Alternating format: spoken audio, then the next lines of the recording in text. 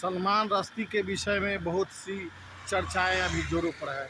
सलमान रश्दी पर अभी 12 अगस्त को ब्रिटेन में हमला हुआ है। वास्तव में सलमान रश्दी कौन हैं और क्यों हमला हुआ, इसके विषय में हम विस्तार से आपको बताएंगे।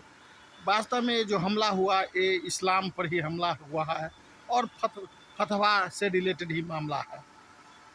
सलमान रश्दी का जन्म मुंबई में 1947 में जून 1947 में हुआ था और उनके जन्म के बाद में सलमान रश्दी मुंबई में पढ़े 14 वर्ष तक मुंबई में रहे।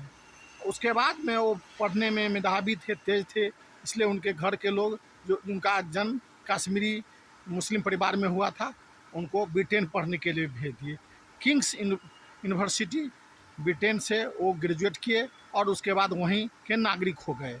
ब्रिटेन के नागरिक होने के बाद में वो अभिनेता का काम किया करते थे, उपन्यास लिखा करते थे। उसी बीच में भारत और पाकिस्तान के बंटवारे के संबंध में उन्होंने एक उपन्यास लिखा जिस पर उनको पुरस्कार भी मिला था। लेकिन उसको चर्चा तब हुआ जब 1988 में वे एक उपन्यास लिखे, सत्यमेव भरसेज जब उपन्यास लिखे तो उनकी चर्चाएं होने लगी और उनके ऊपर फतवा हो गया। यहाँ तक कि ईरान के राष्ट्रपति उनको मारने के लिए आपको उस समय 20 करोड़ रुपया घोषणा किए थे। तो इस तरह से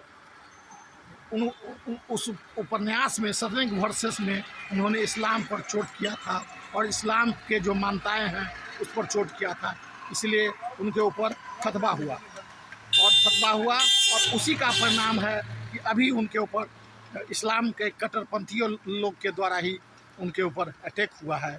भारत में सत्यमेव भरसेज 1988 में ही बैंड हो गया था और लेकिन वो किताब रखने में और अगर वहाँ था तो किसी को रोक नहीं था, लेकिन इंपोर्ट करने में आयात का प्रतिबंध था। तो इस तरह से आपको सत्यमेव भरसेज जो किताब है उसी के कारण इनके ऊपर अटैक हुआ है और यही है सलमान रश्दी की कहानी।